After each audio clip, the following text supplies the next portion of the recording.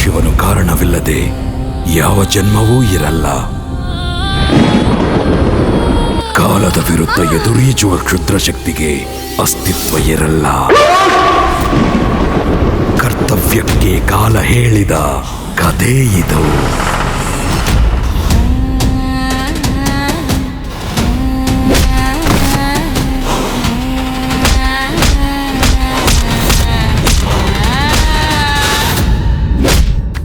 ನೋವನ್ನು ಸಹಿಸಿದರೆ ಗಂಡಸು ಅಂತಾರೆ, ಅದೇ ಎದುರುಗಿರೋ ನೋವನ್ನು ಸಹಿಸಿದರೆ ದೇವರು ಅಂತಾರೆ.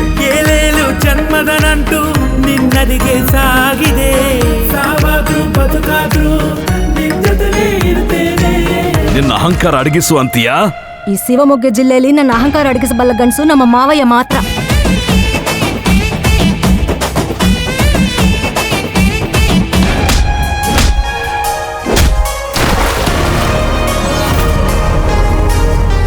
ಹೇ, ನಿಲ್ಲಿಸೋ ನಿನ್ನ ಜಗಳ.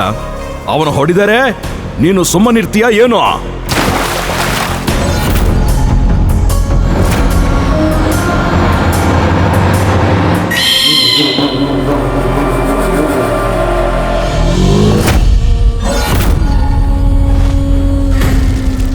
ಕಾಲವು ಕ್ರೂರವಾದಾಗ ಕತ್ತಲೆಯಿಂದ ಒಂದು ದುಷ್ಟಶಕ್ತಿ ಜನ್ಮ ತಾಳುತ್ತೆ. ಕ್ಷುದ್ರ!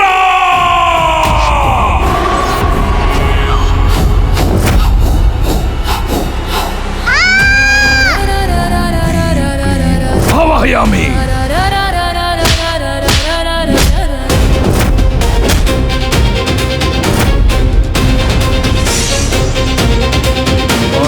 ದೈವಶಕ್ತಿ ಶೂದ್ರಶಕ್ತಿ ನಡುವಿನ ಸೇತುವೆ ಸೇತುವೆ. ಈ ತಾಂತ್ರಿಕ ಪ್ರಪಂಚದಲ್ಲಿ ನಿನ್ನನ್ನು ಮೀರಿಸುವ ಶಕ್ತಿ ಮತ್ತೊಂದಿಲ್ಲ. ಚಿಕ್ಕ ಪೂಜೆಗೆ ಸಿದ್ಧ ಮಾಡು. ಸೇತುವೆ ಸೇತುವೆ ಸೇತುವೆ ಸೇತುವೆ. ದೇವಾಲಯದ ದೀಪ ಮತ್ತು ಕತ್ತಲ ಕಾಡಿನ ಮಧ್ಯದ ಸೇತುವೆ ಸೇತುವೆ ಸೇತುವೆ ಸೇತುವೆ. ಜೀವನದ ನಾಡಿ ಮರಣದ ಹಾದಿ ಕಟ್ಟುವ ಈ ಸೇತುವೆ.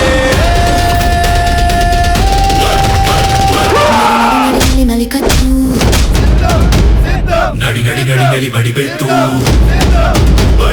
ನಡಿ ನಡಿ ನಡಿ ನಡಿ ಮಡಿಕತ್ತು, ಗಡಿಯ ಗಡಿಯ ಗಡಿಯ ಗಡಿಯ ಗಡಿಯಲ್ಲಿ ಬೆಂಕಿ.